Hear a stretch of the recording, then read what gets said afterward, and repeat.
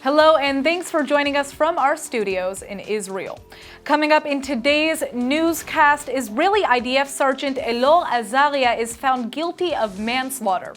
United States senators push to fulfill a 22-year promise, and a club of cave explorers make an incredible holiday discovery. I'm Natasha Kirchak here with the latest news in Israel.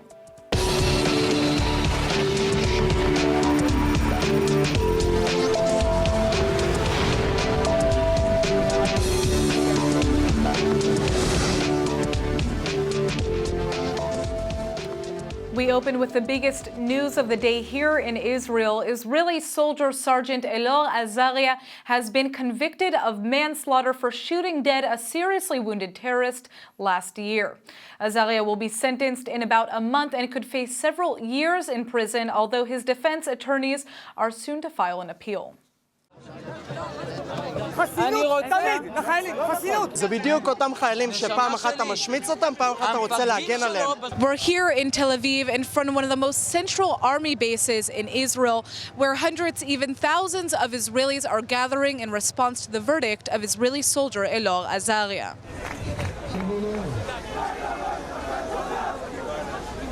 Israel has been divided over the shooting incident since it took place last March in the West Bank. 21-year-old terrorists Abdul Fattah al-Shafir and Ramzi Aziz al-Kasrawi stabbed and wounded an Israeli soldier before troops opened fire on them. Kasrawi was immediately killed, but Sharif lay wounded on the ground. Several minutes later, the 19-year-old Israeli soldier Elor Azaria fatally shot Sharif from several meters away, even though he was already neutralized. In Azaria's indictment, prosecutors claim the soldier violated the rules of the military engagement without operational justification. But many Israelis believe Azaria was just responding to what he viewed as a real threat.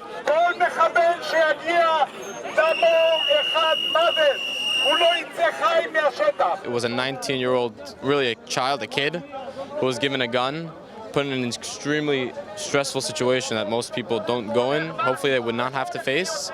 In a split second, the man feared for his life, the lives of those surrounding him. He did what he had to do, killed a terrorist. Someone comes to kill me, I'm going to kill him first. Lots of locals believe that Azaria's conviction shows that Israel does not protect its soldiers properly. It doesn't matter the consequences that happen because of the shooting. The government should be supportive, should be behind the soldiers who they send to war.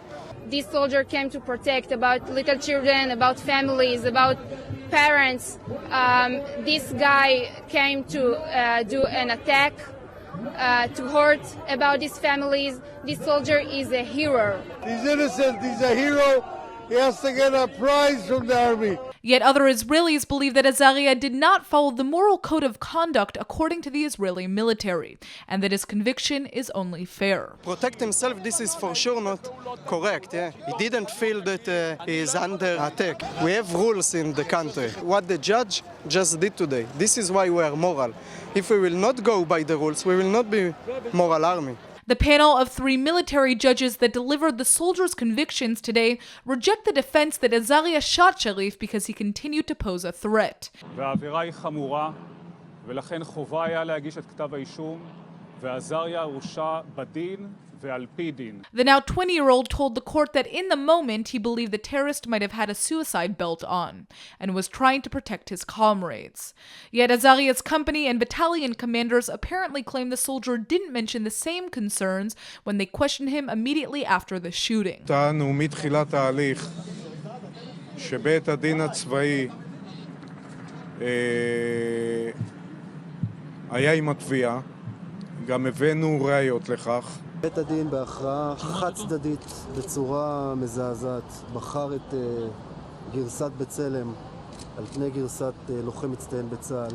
Either way, some Israelis claim it will be much harder for them to send their own children to the military following Azaria's conviction. Since September of 2015, 42 Israelis have been left dead in a wave of knife, gun, and vehicle ramming attacks by Palestinians and Israeli Arabs throughout the country. And over 150 Palestinians were killed while carrying out attacks. This shooting incident took place during that very wave. אנחנו כולנו מחויבים לכבד את ההכרעה המשפטית.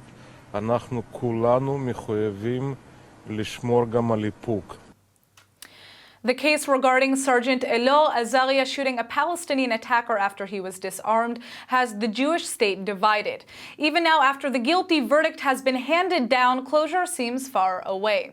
Joining me in the studio today to break down the details are Brigadier General Meir Elran, co-director of the Society Security Personnel in the INSS, and Major General Dani Yatom, former head of the Israeli Mossad. Thank you both so much for coming in. Thanks for having us. So let's begin. What are your thoughts about this guilty verdict? Danny, you want to start? Yes, well, I think that everybody that was a little bit in the details of the case, even though one should not see the entire picture, had to take into consideration that the verdict probably will be guilty. This is mainly because we saw some of the evidence, not only the video tape or tapes, there were few videotapes, but also the what was said by many of the witnesses. And I think I myself, after serving so many years, including being the commanding general of the Central Command, I was, let's say, convinced that innocent cannot be the verdict, and the verdict will be somehow guilty. What is your take on this? Well, I agree with Danny, of course, about that, but beyond that, I think that there are some broad questions to be asked. But before I get into that, I want to say one thing about the position of the military court in Israel, because people have to understand that the military court in Israel is very similar in the sense of its credibility and professionalism, impartiality with the civilian court. So I think that it's very important to understand that we're talking here about a due course of trial handling, and I think that the judges have to be commended for their job, and this is very important for us to understand that we're talking about a professional, impartial court, which does not mean, of course, that this is the end of the story, because probably the defense is going to appeal. Well, let's talk about that. I mean, we almost are certain that the defense is going to appeal this. Oh, yeah, they say that. Yeah. But yes, but is this going to work? Is it going to be successful? What do we think will happen? Well, firstly, in order to add a little bit to the first question, we have to understand that there is a military law, and he was put into trial according to the military law. It's not only a military court, but there is a military law, which is different from the civilian law. Secondly, I agree with Meir that this is not the end of the story. They will appeal, even though I don't see any good chances at all that such an appeal will be successful. But it will continue, and due to the fact that it will continue, the debate will continue. It will ignite the debate again and again. And I think that the publicity and the debate and the dispute between the Israeli society, mainly ignited by politicians, does not serve the interest of the state, does not serve the interest of the society, and do even bad to the soldier himself. Now let's talk about that. You know, the Israeli public has been very, very passionate about this case. What kind of results will this verdict have on the Israeli public's, trust in the military and of military law? And are we going to see less young people want to fight in combat positions as a result of what's taken place? I think that really these are the major questions to be asked presently about the situation here. And I don't think that this is going to bring about a major change, but I think it's very important to understand that we're talking here about a very delicate, sensitive kind of a situation of the military managing security in the occupied territories. Because we have to understand that the military is positioned in a very, very unfortunate position. On one hand, they have to secure the country and the area from protracted terrorism. And this is their number one role, and they have to do anything to curb and curtail and even stop, if possible, terrorism. On the other hand, they have quite a significant Jewish population in the territories in the West Bank. And those people are not just regular, people, indifferent people, but some of them are people with very strong ideas, and they are very involved in what happened. This was, by the way, the case specifically in Hebron, where this particular episode took place. And hence the circumstances were very, very difficult. And the military will have to think very, very hard on how to best and most effectively manage those very sensitive situations in which there is high friction between the military and civilians, Palestinian civilians, and Jewish settlers. So this is really a major issue for the military to consider, to be very, very clear about, and to understand that it is not very easy to present to the soldiers, and I'm talking about the individual low-ranking soldiers, the private to sergeant level, what has to be done and how clearly they should act proficiently and effectively at the same time. And this is quite a challenge. Now, when we talk about punishment, if this appeal does not go through for Azaria and he does in fact end up going to jail, is that the right type of punishment that we should be seeing for this young man? Or in your opinions, does he need some other type of help, rehabilitation of sorts? Yes, he needs also rehabilitation, and he needs help. Maybe I'm not a doctor, I'm not somebody that can offer something but my opinion and my professional opinion. But no doubt in my mind that the unit will help him, his friends will hug him. There is a procedure in the Israeli Defense Forces how to help those people. Those soldiers. He is not going to be abandoned. He is not going to be thrown out the way some of his friends claimed. He was not abandoned by the Israeli Defense Forces. He breached the law. He breached the command. He did something unlawful. And this is what says the verdict, that it was unlawful. And he is convicted of manslaughtering, even though it is a terrorist. But we have, as an Israeli Defense Forces, to introduce the special norms and values that we are operating upon, including in tough cases, including in war. In war, you cannot kill anybody or everybody. There should be a good reason to kill somebody. Thank you both so much for coming in today, and I guess we're just going to have to wait and see what happens with this appeal. Let's do that. Thank you very much. Hundreds of people gathered last night as 19-year-old Lian Nasser was laid to rest in Israel after being tragically murdered in the terror attack on a Turkish nightclub that took place on New Year's Eve.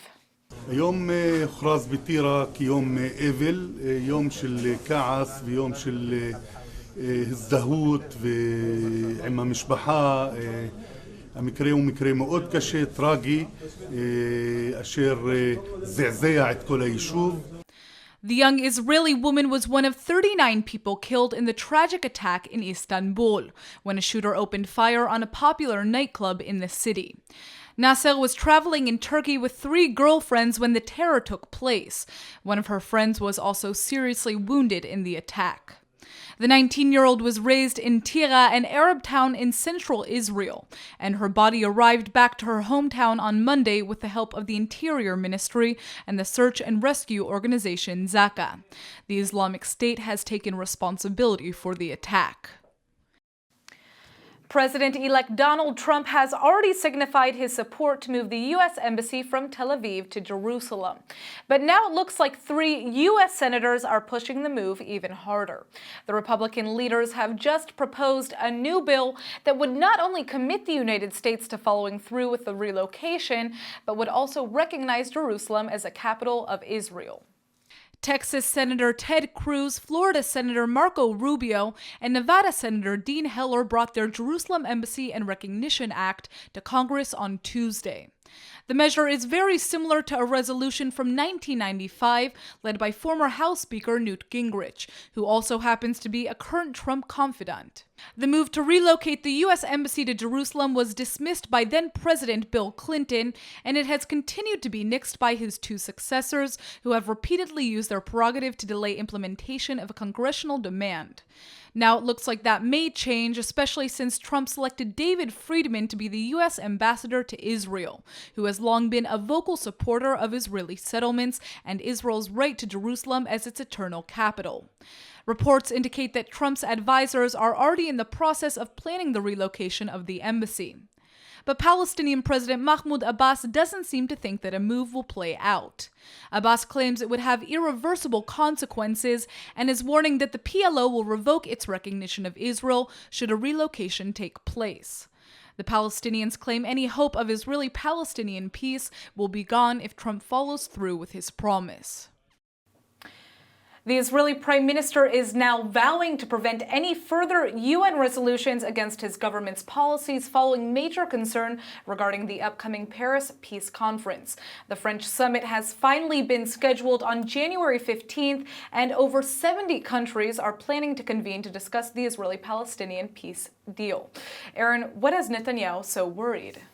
Well, to be fair, it's hard to trust the word of a friend who has broken their promise. And the Obama administration broke their promise when they allowed the UN Resolution 2334 to pass. So, coming out and then saying, hey, we'll block any further votes doesn't inspire a lot of confidence when they've already broken that promise once.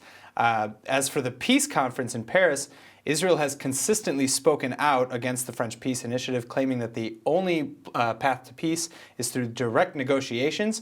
But right now, the Israeli Prime Minister is focused on a different concern. ועידת פריז היא ועידת סרק. אבל יש סימנים שינסו להפוך החלטות שהתקבלו שם להחלטה נוספת במועצת הביטחון. זה כבר לא סרק. והסימנים הללו הם לא מעטים. ולכן המאמץ הראשון שאנחנו עסוקים בו כרגע זה למנוע החלטת נוספת. החלטה נוספת של מועצת הביטחון.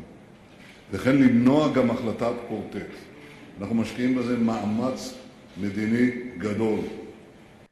On December 23rd, the UN Security Council adopted a controversial resolution that demands an end to Israeli settlement building in the occupied West Bank and East Jerusalem. Israel is now saying it will reassess its ties with the United Nations as a result of the resolution passing, and has even banned leaders from the countries that supported it from visiting Israel. Yet it looks like the ban is already being broken because the president of the French Senate is currently visiting Israel. Egypt just announced that its army has discovered and destroyed 12 tunnels between the Hamas-run Gaza Strip and the Sinai Peninsula. The underground passages are being built by Hamas in attempts to circumvent the blockade Egypt and Israel imposed in 2007. The decade-old policy was designed to block the flow of arms and other contraband to the Hamas terrorist regime after it seized power of the Strip. Since that time, the Palestinian enclave has been used as a launching pad for attacks against Israel, while Islamist terrorists in the Sinai frequently battle Egyptian security forces. Both Jerusalem and Cairo frequently locate and demolish such subterranean conduits. Hamas just released a year-end report admitting that 21 of its operatives were killed while digging tunnels from the Strip into the Jewish state or into Egypt over the past 12 months.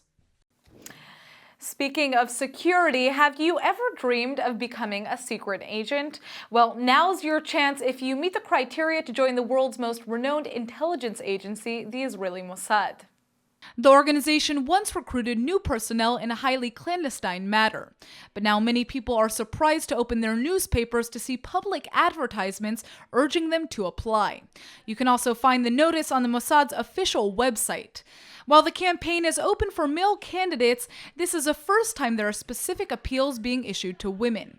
The agency says it's searching for female agents who possess strength and exceptional character. The text also reads, "We don't care what you've done, we care about who you are." The new intelligence gathering officers will be assigned to the Mossad's operations staff and technological divisions. Girl power already plays a major role at the agency, where about 40% of all personnel are female.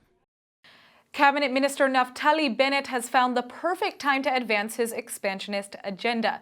At least that's the view of Jerusalem Post editor-in-chief Yaakov Katz, who sat down for an interview with ILTV's Steve Leibowitz. I think that Bennett identifies a unique opportunity, a convergence of sorts, where we have on the one hand the continued unrest and instability in the Middle East. On the other hand, you have the weakening of Western Europe, which has traditionally been a big adversary diplomatically for Israel. And combined with that is the new Trump administration that's taking office on January 20th. All put together create an opportunity for Israel to some extent, press the reset button on what it wants vis-a-vis the Palestinian issue. Now we're waiting to see, right? Prime Minister Netanyahu has said on the one hand, just in the last month, I want a two-state solution. He said that to 60 Minutes. And then a week later, he said, no one has built in the settlements more than I have. So we don't yet know exactly what Prime Minister Netanyahu wants. Minister Bennett has been very clear, is that now he wants to use this convergence as an opportunity to say the two-state solution is dead, Palestinian state is dead, it's time to do something different, and he's laid out a plan of what to do that includes annexing territory, and for his part, starting with Ma'ale Adumim. Now, here's one of the most amazing new technological inventions you maybe thought you'd never see, a flying ambulance in the Holy Land. This robotically, remotely piloted drone is called the Cormorant, and it can speed through the clouds at 115 miles per hour. The aircraft is capable of carrying up to 1,100 pounds, which makes it ideal for extricating civilians from critical situations such as warfare or the explosion of dirty bombs and toxic chemicals. Military or emergency personnel could be simultaneously transported in to deal with dangerous situations. Because it's made with internal rotary blades rather than outer propellers like helicopters, the Cormorant can zoom in and out of urban areas without hitting power lines. The Israeli Urban Aeronautics Company has been developing the $14 million 1.5-ton UAV for 15 years and is hoping its airborne ambulance will take to the skies by 2020. They say getting outdoors is good for you, and here in Israel, when you do go out, you never know what you might stumble across. In the case of a few lucky hikers, it's the etching of religious symbols on the walls of an ancient water cistern. The Israeli Antiquities Authority is describing the find as exceedingly rare. An Israeli club of cave explorers made the unexpected discovery, which includes the carving of a 3-footed menorah with 7 branches, very much resembling the one that once stood in the biblical temple in Jerusalem. Their timing is spectacular because they found the depiction during the Hanukkah holiday when the Jewish people light candelabras to symbolize a restoration of the temple. The carving is estimated to date back to sometime between 530 BCE to the year 70 of the Common Era. Another engraving is of a cross, which experts think was likely created around the 4th century, during the Byzantine period. The location of the site isn't being disclosed to give authorities time to protect it from curious amateur archaeologists, who might cause inadvertent damage. There are even more niches and inscriptions on the limestone walls, including an ancient key, causing one to wonder just what door it once opened and what treasures could have been on the other side. And now for our Hebrew word of the day. We've heard about settlers building in Judea and Samaria, the U.S. proposing building a new embassy in Jerusalem, and many, many more accounts of construction in the Holy Land. This brings us to tonight's word, livnot, meaning to build or construct. A physical structure isn't the only thing livnot applies to. When you meet someone new, you can livnot kesher or build a relationship. Livnot shem, or to build a reputation, is another binya or construction you advance every time you do a good deed. Just remember that livnot is a great way to get ahead in this world, and if opportunity doesn't knock, tivne or build a door. All right, let's go ahead and take a look at the weather forecast. ILTV's weather forecast is sponsored by Adopt a Savta, taking care of Israel's lonely Holocaust survivors. Tonight should be partly cloudy with a chance of light rain and a low of 50 or 10 degrees Celsius. You can expect tomorrow to be partly cloudy with a rise in temperatures to a high of 64 or 18 degrees Celsius. All right, everybody, that's it for today's news. Today's exchange rate is 3.85 shekels to the American dollar. Remember to sign up for our daily newsletter at iltv.tv. Thanks for watching and see you tonight.